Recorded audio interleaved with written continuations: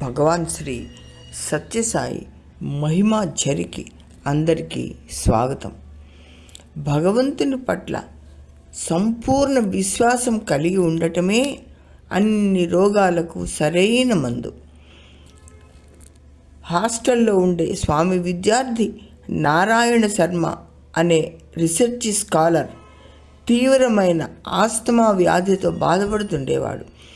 1985 సంవత్సరం అక్టోబర్ నెలలో తెల్లవారుజామున అతనికి వ్యాధి తీవ్రమై ఊపిరి ఆడక బాధపడడం తెలిసి వార్డెన్ అతడిని సత్యసాయి జనరల్ హాస్పిటల్లో చేరుస్తాడు. ఇంచుమించుగా చనిపోవడానికి సిద్ధంగా ఉన్నట్లు ఆ రోగిని చూసి హాస్పిటల్ మెడికల్ సూపరింటెండెంట్ చారి చాలా బాధపడిపోతాడు. భయంతో వణికిపోతాడు. అతడికి ఆక్సిజన్ పెట్టడానికి కూడా వీలు కాదు. ఆ సమయంలో డాక్టర్ శాంత అక్కడికి వస్తుంది.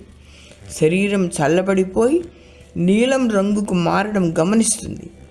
ఆమె అతడు చనిపోయినట్లుగా నిర్ధారించుకుంటుంది. బాబావారికి తెలియజేయటానికి డాక్టర్ చారి మందిరానికి వెళ్తాడు. భగవాన్ బాబావారు చారికి 2 విభూతి ప్యాకెట్లు ఇస్తారు. అవి పట్టుకెళ్ళి చారి తిరిగి హాస్పిటల్కి వస్తాడు. అతడికి ఆ విభూతిని నీళ్లలో కలిపి తాగించమని స్వామి చెప్పినట్లుగా డాక్టర్కి చెప్తాడు చారి. హాస్టల్ వార్డెన్ హాస్పిటల్కి వచ్చి నారాయణ శర్మ పరిస్థితి చూసి భయంతో స్వామివారి ఎద్దకెళ్ళి చెప్తారు. స్వామి కంగారు పడవలసిన పని లేదు, ఆ కుర్రవాడు కోలుకుంటాడు అని వార్డెన్తో చెప్పి స్వామివారు వేడి వేడి కాఫీ పోసి ఉన్న ఫ్లాస్క్ వార్డెన్ చేతికిచ్చి కొద్దిగా ఆ కుర్రవాడికి తాగించండి అని చెప్తారు.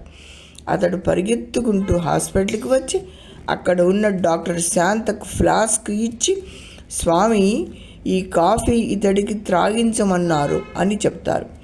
ఆమె మనసులో అనుకుంటుంది కదా, చనిపోయిన వాడు ఏ విధంగా కాఫీ తాగుతాడు అని. అంతా చుట్టూ నిల్చుని ఆ కుర్రవాని శరీరం వైపు నిస్సహాయంగా చూస్తూ భగవంతుణ్ణి ప్రార్థించుకుంటూ ఉంటారు. కొద్దిసేపటికి అతడి బొటన వ్రేలు కదులుతుంది. అందరూ హాయిగా గుండె నిండా గాలి పీల్చుకుంటారు. శాంత అతడి చెవిలో, స్వామి నీకు కాఫీ పంపించారు తీసుకో అని స్పూన్తో కొంచెం పోస్తూ ఉంటే అతడు తాగుతూ ఉంటాడు. ఆ తర్వాత శాంత అతడి బ్లడ్ ప్రెషర్ చెక్ చేయడం కోసం పరిశీలిస్తూ ఉండగా స్వామివారు వస్తారు. స్వామి చిరునవ్వుతో వైద్యులతో, ఇతడు చనిపోలేదా? చనిపోయిన వారికి బీపీ ఎందుకు చూడటం అని అడుగుతారు. స్వామి కంఠస్వరం విని ఆ కుర్రవాడు నెమ్మదిగా కళ్ళు తెరిచి చూస్తాడు. భగవాన్ బాబా ఆ కుర్రవాడి దగ్గరికి వెళ్ళి, నువ్వు ఇంకా బతికే ఉన్నావా?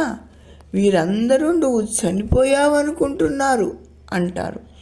ఆ తర్వాత వైద్యులను, ఇతడు నిజంగా చనిపోయాడా లేదా అని అడుగుతారు స్వామి.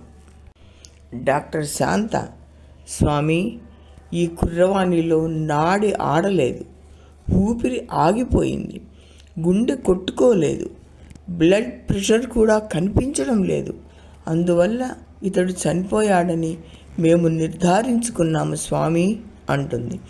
అప్పుడు భగవాన్ బాబావారు చిరునవ్వు నవ్వుతూ హస్తచాలనంతో గోధుమ రంగులో ఉన్న ఒక చాక్లెట్ వంటి పదార్థాన్ని సృష్టించి ఆ పిల్లవాని నోట్లో పెట్టి మెల్లిగా నమిలి మింగు అని చెప్తారు.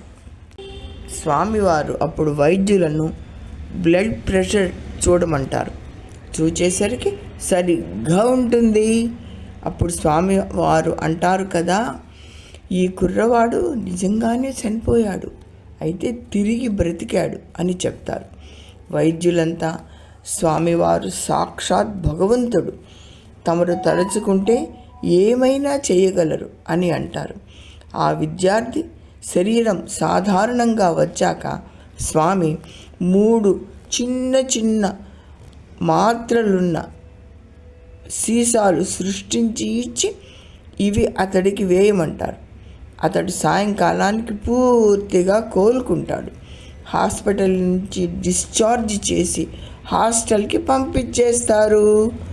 భగవంతునికి అసాధ్యమేముంటుంది? జై సాయిరామ్.